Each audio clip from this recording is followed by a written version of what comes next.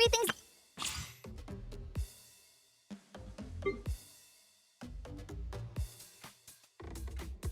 Everything's ready. Let's...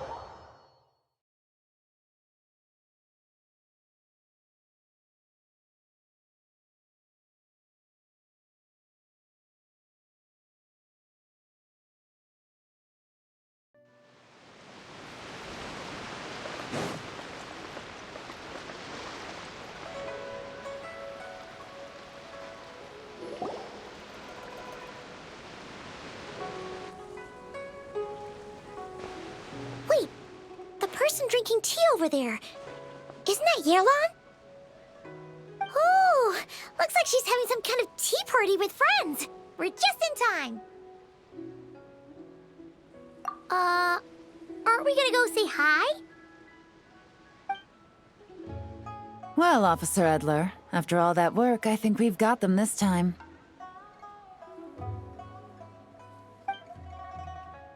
Might take a few days to wrap up things in the field. In the meantime, I think you've earned yourself a break. Much appreciated, Miss Yelan. This case really took it out of me. 13 strongholds. One thieving weasel after another. We rounded up so many people, you almost start to hope a few were innocent, just to balance it out. I'm just glad we finally took down these crooks. Anyway, I'm gonna drop in on that old classmate of mine in Chaoying Village and reminisce about old times. Don't forget to take some tea and dim sum back to your friends at the Maison Gardiennage.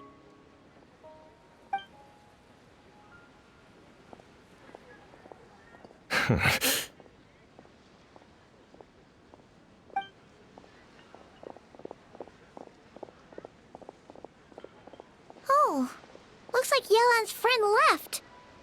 Paimon kinda wanted to meet her. Ah, another pleasant surprise. Traveler, Paimon, take a seat. Excuse me, a pot of your finest Yunlai white tea if you would, and 2 more place settings. Now, judging by that expression, I assume you came over to ask about the 2 spies that were just watching us. Ah! Spies? What spies? There were spies around here just now? Oh, more than that, I'm sure. I bet they already sent someone to tail Officer Edler. Anything to foil our operation. Oh, so you're tracking down some criminals? They've got some nerve spying on you like that. Pretty bold if you ask Paimon. Well, those tend to be the kinds of cases that cross my desk. If I could leave it to someone else, I would. I could have been on vacation right now.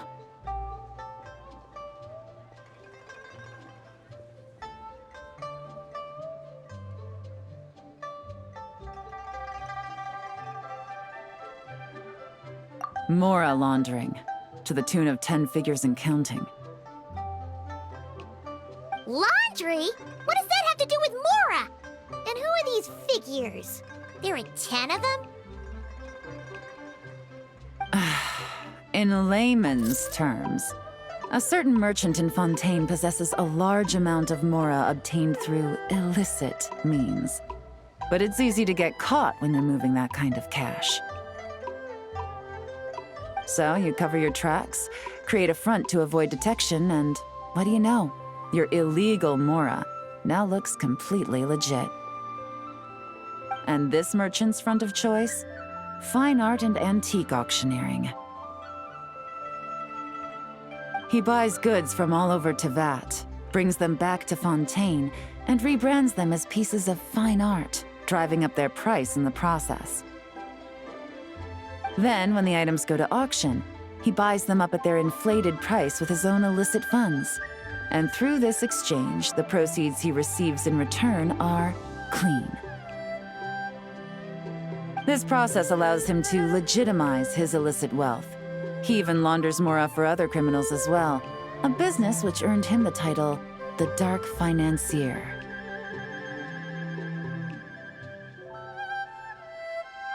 That's to be expected, I suppose. In Chenyu Vale, you can get your hands on exquisite antiques without breaking the bank. Tea sets, porcelain, jade, statues, all easily marketed as pieces of fine art. Liyue goods being used in illicit underground schemes poses a real threat to our trade standing in the long run. So, instead of getting to enjoy my long-awaited vacation in Fontaine, it's back to work for me. Okay, Paimon thinks she gets it now. It's like moving Mora from one hand to the other. In other words, just disguising where it originally came from. But if you know what this merchant is up to, shouldn't it be pretty easy to catch him?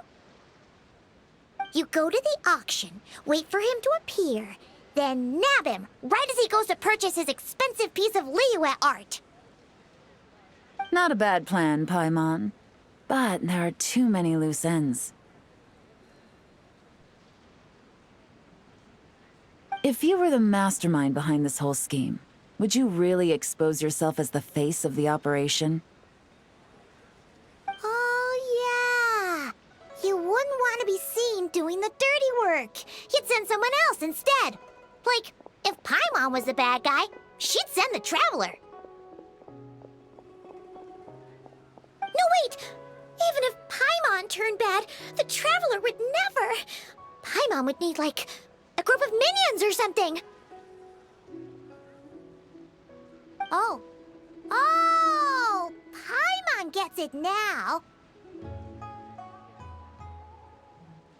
Even if you track down the goods, if this dark financier guy isn't the one doing the buying at the auction, you won't catch him.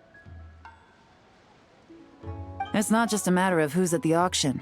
You also have to source the goods, transport them back to Fontaine, get them to the auction house, none of which are tasks he performs himself. He has a whole crew to hide behind. Tracking down the goods is already complicated enough. They change hands so many times, the trail is almost impossible to follow. So the most logical course of action is to play the long game.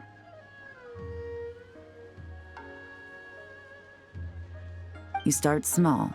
You find someone you can follow behind all the smoke screens, who'll lead you straight back to the Dark Financier himself. Wait, so you were just pretending? And to think, Paimon thought all that stuff about wrapping up the case and taking a break was actually true. Right you are, Traveler. Working with the Millilith and Officer Edler, we managed to launch attacks on all of the Dark Financier's strongholds, which allowed us to nab most of his crew. Those spies just now were his most important agents, the two people he trusts to have direct contact with him. The first is Corday, a senior member of the Fontaine Antique Association, in charge of auctioning off the goods. And the other is Dodamani, a ship owner from Sumeru and longtime cargo transporter. They're under pressure to salvage the situation, so we let them slip through the cracks on purpose. The goal is to make them think that, by some stroke of luck, they're in the clear and have room to act.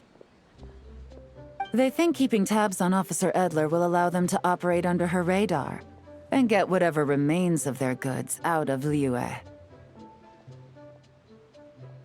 But little do they know, while their attention's fixed on her, I'll be secretly gathering the intel that's gonna bring them crashing down. So, Interested in coming along for the ride?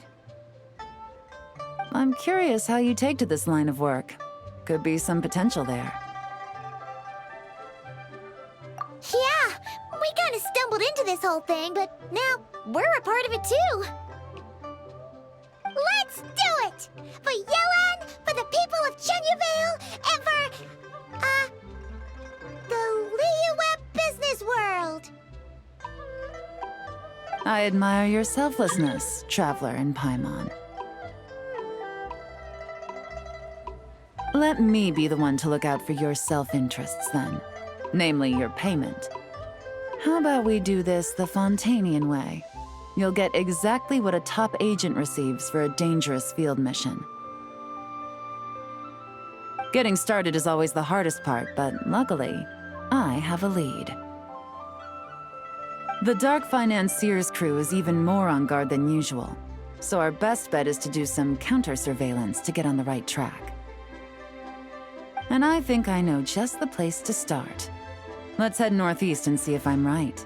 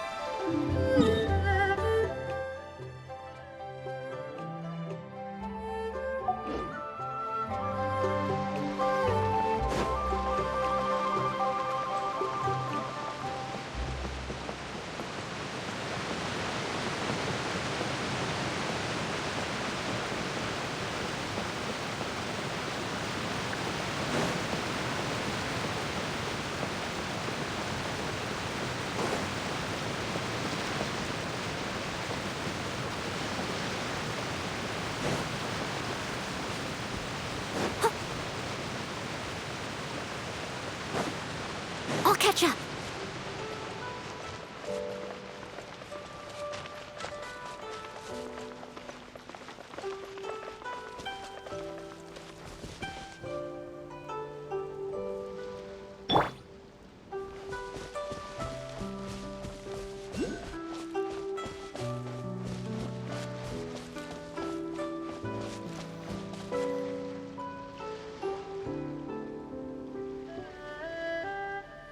All right, let's start our investigation here.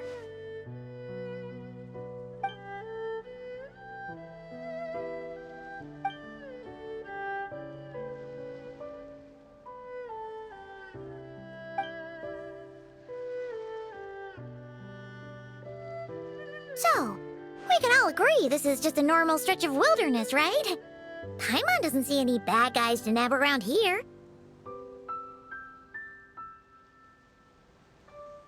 Well, it didn't take long for you to understand our role here, Traveler. Thinking like a top agent already. Impressive. Like I said, we need to start small. If we want to track down the man himself, our best bet is to start with his goods.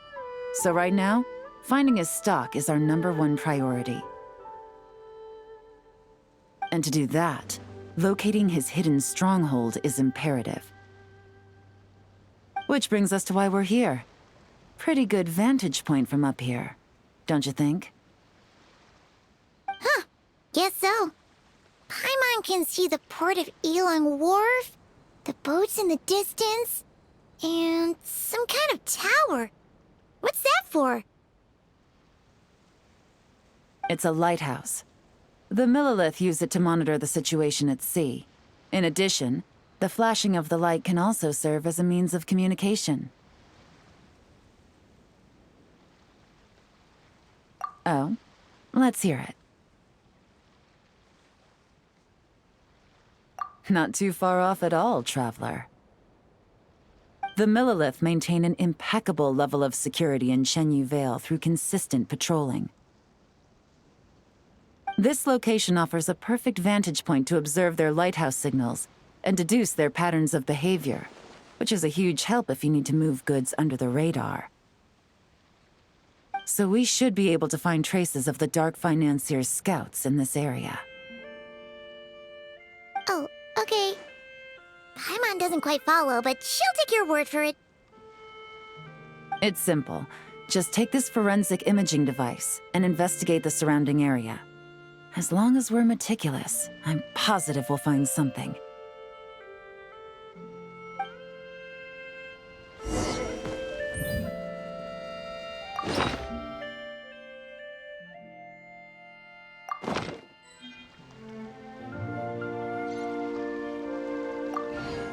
Well, all set?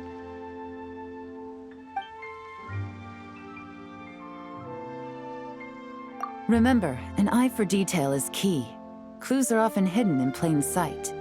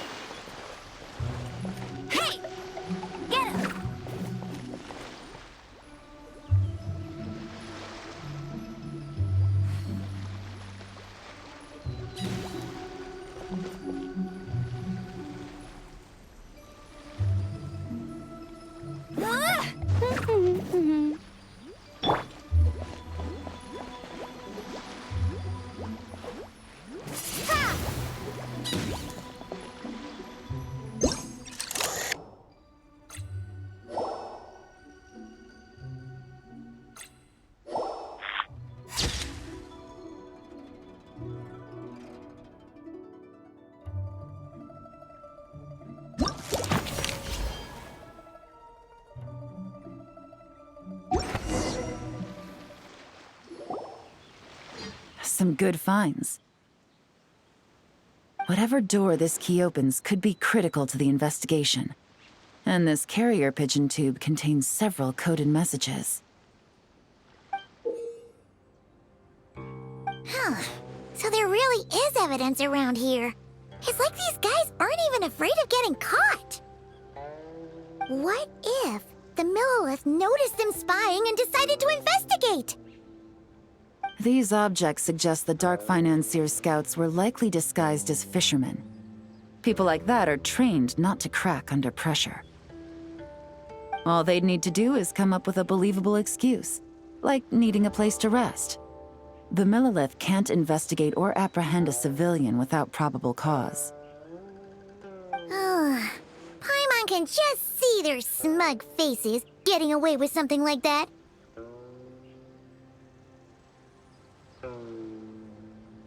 Not to mention, the traces on these objects are fresh, which means the scout here is still active and wasn't among those caught by Officer Edler. So we need to stay vigilant. We can't let them know we're still on their tail.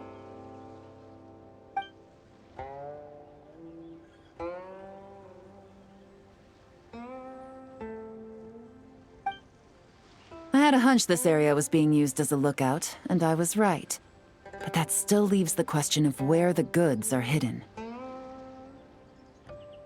Any ideas?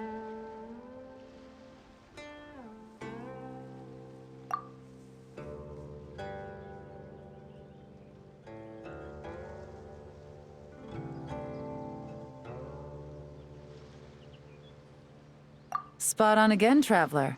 Looks like you don't need anyone to hold your hand when it comes to deductive reasoning. Given a carrier pigeon's speed, the two locations should be close enough to deliver messages quickly.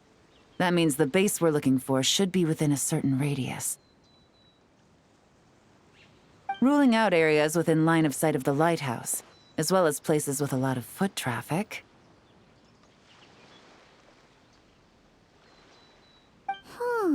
That just leaves the shallows to the north of Mount Mingyuan? That certainly sounds plausible. You have the cover of the mountains and the advantage of hiding right under the authorities' noses. Well, our next destination is decided then.